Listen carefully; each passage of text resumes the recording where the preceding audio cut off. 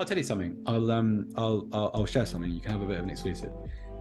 So I had a pretty weird year in the sense that my mother got ill and my mother died, and I was over in England for quite a long time. And my relationship with football became very, very strange during that period, where like I always thought, you know, if something like that ever happened to me, I'd be one of those guys that got lost in the game, you know, got really into it and sort of allowed it to carry me through whatever trials and tribulations were occurring in my life.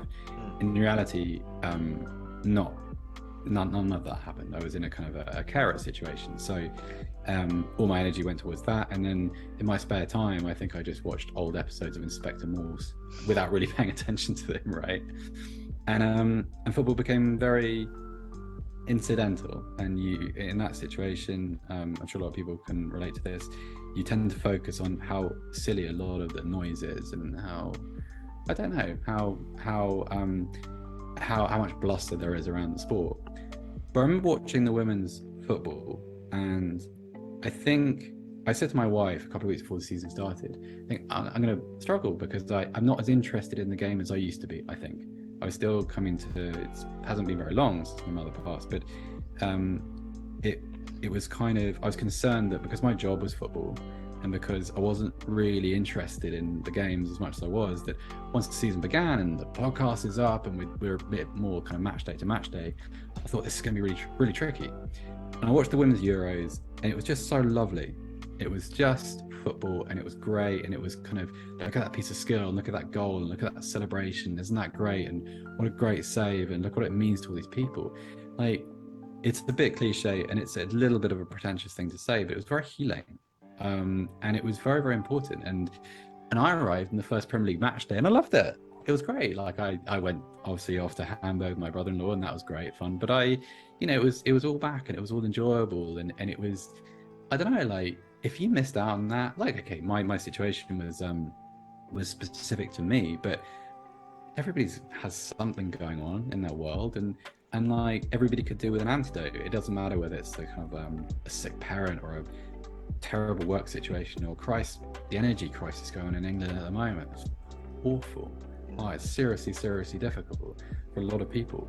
And if you can have something like that, you're good. So, you know, it's just it teaches you kind of give something like that a chance, because it's valuable, right?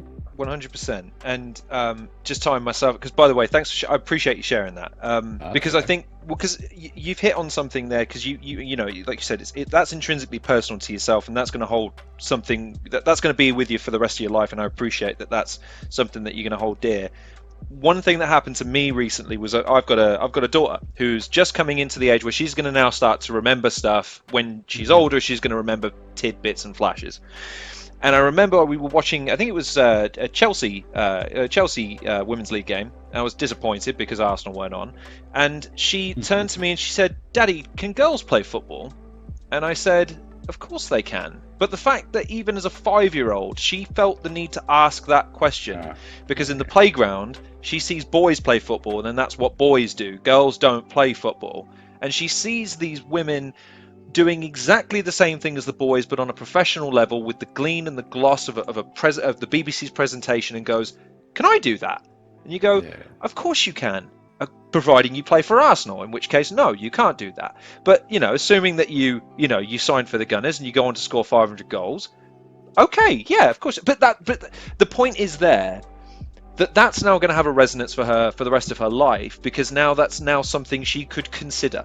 I'm not saying she's going to go on to be a world beater, but it's something that if she didn't need it, it was something that's now illuminated to her. She's now going to have that in her back pocket to be able to say, it's something. And the weird thing to me is that two of the things I love, MMA and wrestling, they've had their individual women's revolutions, and on both occasions they proved not only can they be just as good, we can headline events, we can sell out arenas, we can build superstars that appeal to not only our original and existing demographics, but everybody now.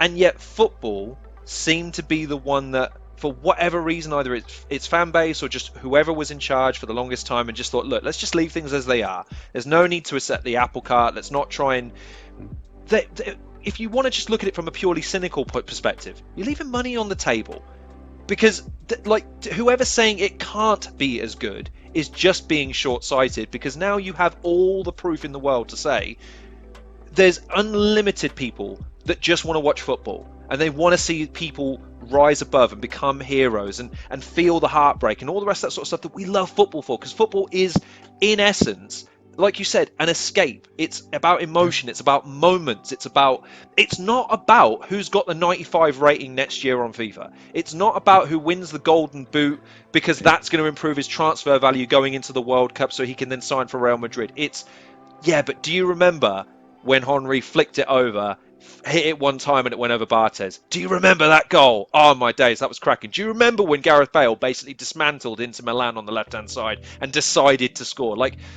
that's what football is, and now women and girls have the opportunity to have that as well. I'm just so immensely happy about that, and anyone that kind of gets on the sidelines of saying the tropes, I just, like you say, I almost feel bad for them. You're denying yourself some basically an extension of the thing you love.